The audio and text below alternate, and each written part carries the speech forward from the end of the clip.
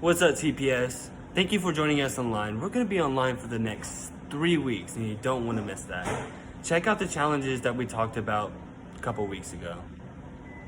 Last week, we did the Skittles challenge, and we tried to figure out what flavor tasted the best, but they all taste the same, and it was just a brain game. So, it was really fun and interesting, so you guys should try it yourselves. Have a good day. All right, close your eyes. Show us what you got. No cheating.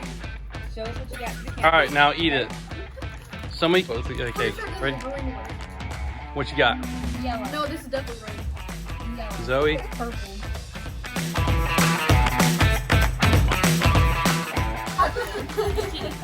All right, so I see what you got. Now eat it. What do you think it is? The red one. All right, now eat it. What y'all think? Green.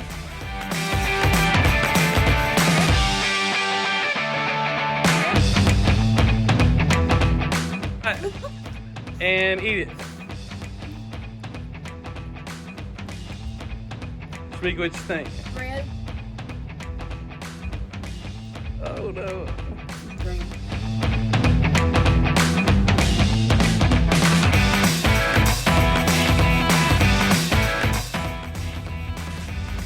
Purple.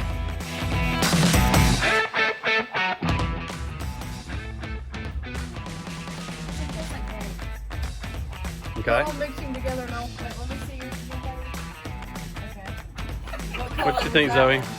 I think it was green. All right. Or purple.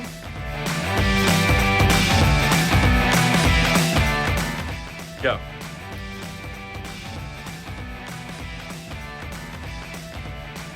Purple. What you think? What you think? Can I open mine?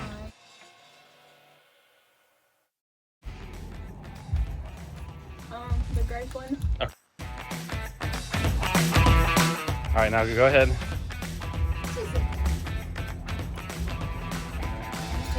Orange. Orange. What do you think, Carly? Come on. Oh, purple.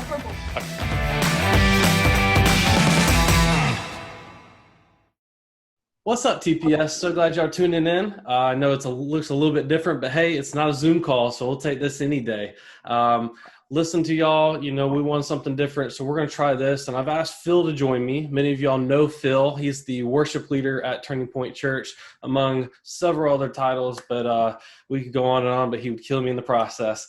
But hey, I want to talk with Phil today kind of about some topics that we've been going over, friendships, and just kind of see like, hey, what's Gabe's background? What's Phil's background on different friendship levels? And today I kind of wanted to talk about fitting in high school. Maybe some of y'all are going into college and about to go into a whole nother segment of your life. And, you know, you're going to have to meet new people, meet new friend groups. And what does that look like? So Phil, what was your background in high school? Like, what were you Mr. Popular, or were you like, you know, the guy that hid behind the shelves and the teacher or something? You know, man, I first off, all of you watching are going to be like, what does this old guy know about anything in high school? So I want to get that out of the way and say I remember. Not a lot of differences if you think about it. The core of what we did in high school and the temptations that we had and all the things that were, available to us are the same. I promise you. The difference is they are a million times more easily accessible to you than they were to me. So now you have a Bible app on your phone right next to the worst thing you could probably ever have on your phone, which is, a social media app or something that can get you in a lot of trouble. So we had all that. Just want to say that the temptations were the same. Definitely. But the ability, man, way different, right? Way easier now. It's crazy. Crazy. So Totally crazy. I was a student athlete. That was, where I found my identity in high school. I played, all three sports all the way through. And, I lived a little bit of a double life. And, looking back on it, there's probably a lot of people that are in the same boat where at school, I was Mr. Cool Guy, and I did things I probably wasn't supposed to do. But then, on Sunday mornings and at youth group, I might have been a little different guy there, and I had a hard time blending those two lives. I wanted to be a certain way in front of certain people, and then a certain way in front of the other people. But if those two people ever saw me at one time, I was like, Yeah. "Oh, what do I do?" Oh yeah, no, I was I had kind of 2 points in my life, I guess. So like when I started high school, I came out of middle school where I was homeschooled, went into a private school my freshman year where it's like it's okay to be a Christian. It's normal. So, I kind of teetered on that line where I wasn't like, oh, I'm Mr. Hardcore, I'm a cool guy. Yeah. Like, it was still okay. But then I also transferred out of there and went to public school where I was like, I don't go to church. Yeah, I don't do that. Like I was Mr. Like, if my friends at church heard the way that I was talking in the halls or in the words I was using, it'd be a whole nother ball game. Yep. A whole nother ball game. But why did we do that? Like, I mean, looking back now as an adult, like, we're at that age now where we kind of look back and go, I understand, but I don't. Like, why do you think we did that? Man, for me, I think it was just embarrassing. Yeah. And I think that, a lot of it's culture of Christian. Like I didn't go. So now, I think that a lot of it's changed because there's a lot of people out there that are in high influential positions that are young, like a Justin Bieber, for instance. Say what you want about the boy, but I genuinely believe that he loves Jesus and has had a heart change in his life. So you've got people now that are in more influential positions that are, okay with being a Christian and getting that out there. So like it makes it easier for young people to kind of connect with that, right? The big other thing is we got some cool churches out there that make it fun to be a Christian. Guess what? That didn't happen when I was going. I mean, it was the biggest reason for me was like, I didn't invite people to come to my church because it wasn't cool. Like it wasn't a good experience. It wasn't something that I was proud of. And it wasn't necessarily always about Jesus for me. Like I think in moments where, I was given the opportunity to talk about my faith, I did. But when it came to my church, I'm like, nah, bro, we ain't talking about that. There's some weird people at that place. Yeah, that's cool that you bring that up. I thought back at like for my youth group growing up, I actually had a cool place. I mean, we were like one of the very few that had like a full arcade and a gym. And so you had like everything to invite. I mean, we had like, now back in the day I was a poser, but I was, we had a skateboard group that would meet ahead of time with ramps and everything. Sick, bro. They did everything they could do to get us in there, but like we had it all. So I was kind of like proud to tell my friends about it, but then it's just that whole dynamic when I got there, or like even at public school, or just being out there, I'm going like, man, I felt awkward about it still. But at the same time, like you brought up the other churches that did have all these things, man, I still just never felt comfortable with it. I don't know why, but it's also been cool to see the dynamic change among our own TPS from, where we came from. We were allowed to stay at a space, and now where we've opened up and we've been able to, we have this awesome place where we've been able to do cookouts, and, we're going to have a coffee shop party coming up. And, the students been inviting people like crazy. I think one night we had like 10 first-time people, which is crazy for us. I mean, I loved it. I was expecting to have 10 people at a cookout, and we had so many. But I do think that's a big part of it, is just giving us a place to say, hey, we feel comfortable to that, and we have that now, and I love it. I think too, man, like if somebody would have looked at me back then, like looking at young Phil, and would have been like, hey man, you don't have to be weird to be a Christian. Yeah. You can act one way the whole time.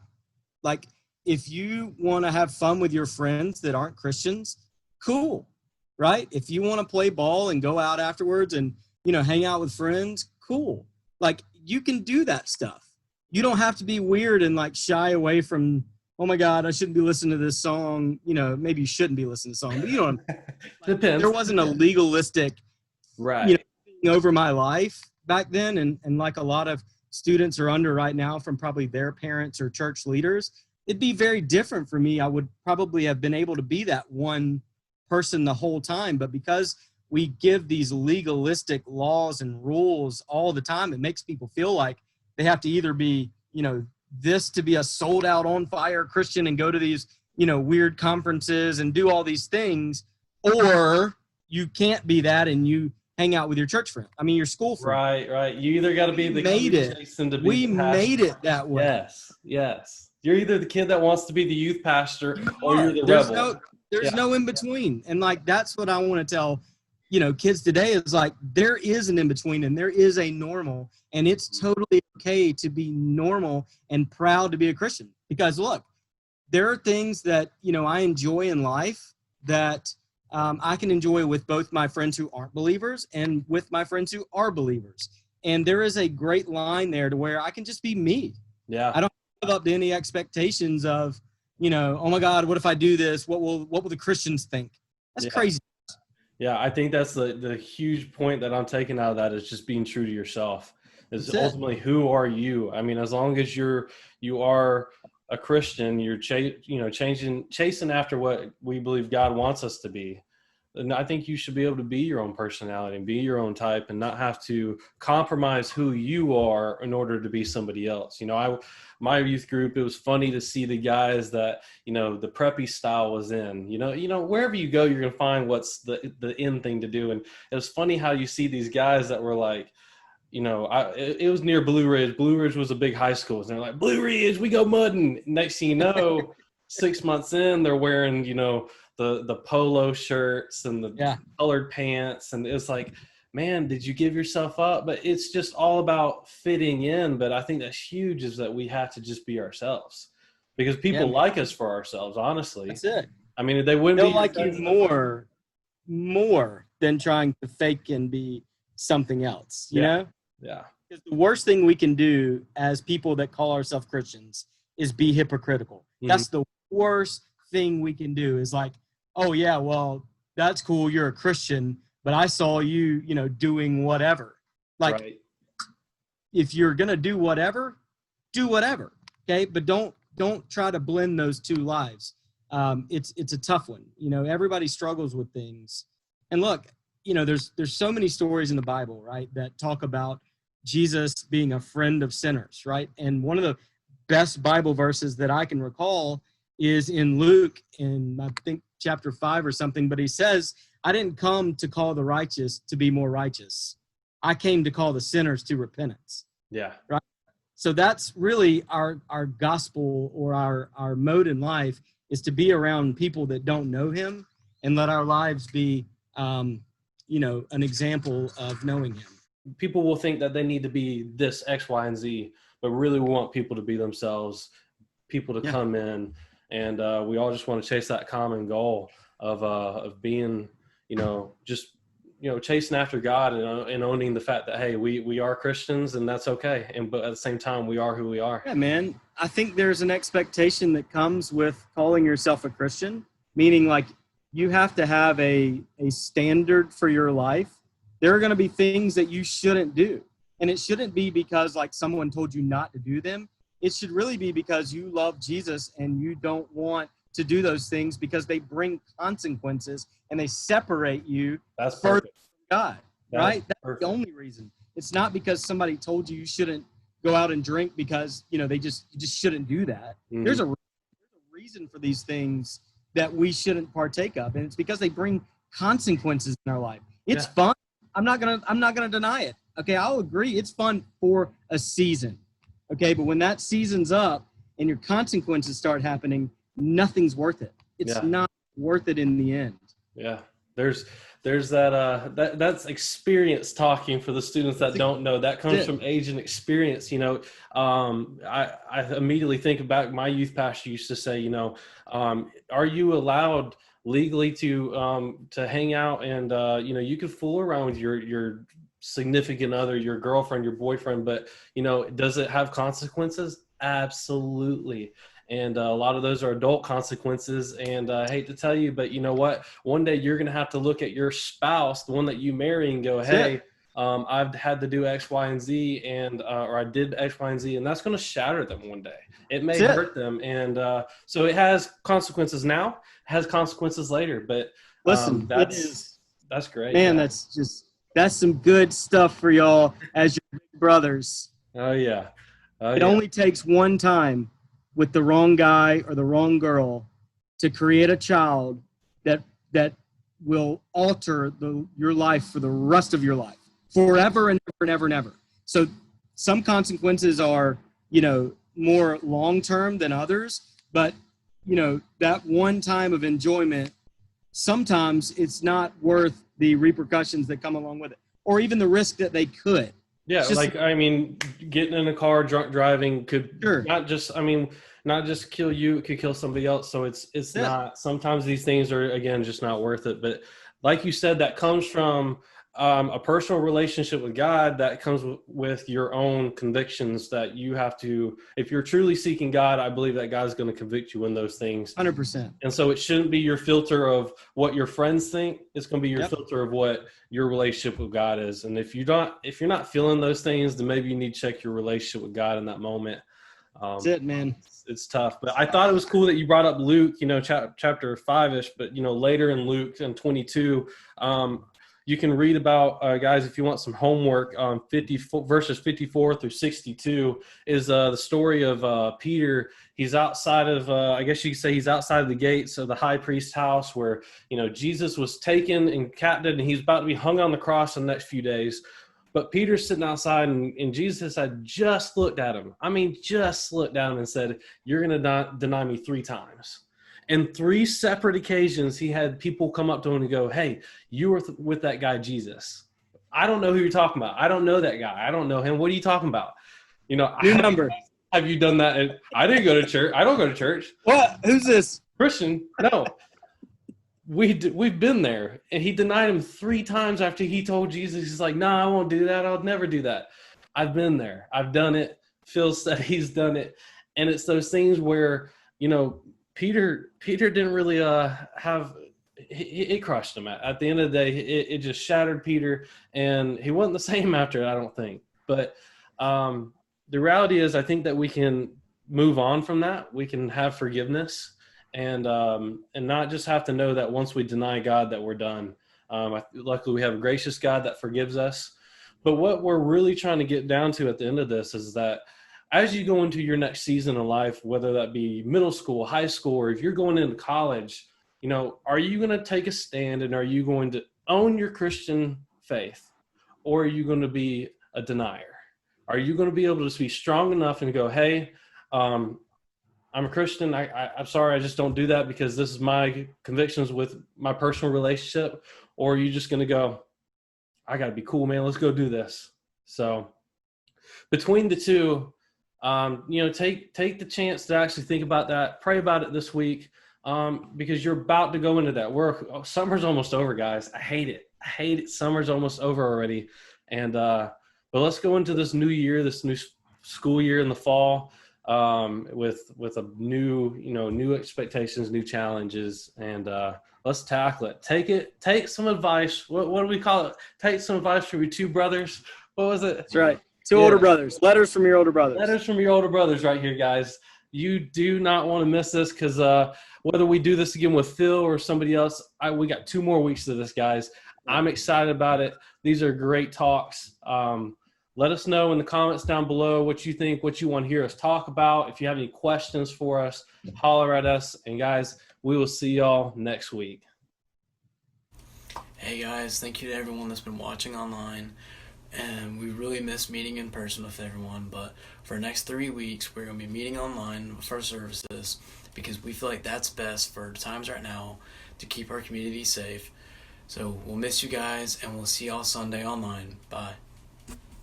Hey guys, enjoyed it tonight. Just wanted to recap one more thing real quick. Guys, just because we're not meeting in person doesn't mean that church isn't still important.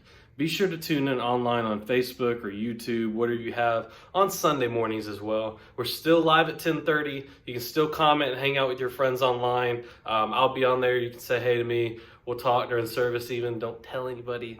We'll just have fun with it, all right, guys? But listen, hey, we're going to be online this way for our TPS nights for the next couple weeks. So August 13th is our target date, and hopefully we'll kick it off with our coffee party. That's going to be our coffee bar at the Central Perk, which is really our TPS location. But hey, I'm looking forward to it, guys, and I'll see y'all Sunday.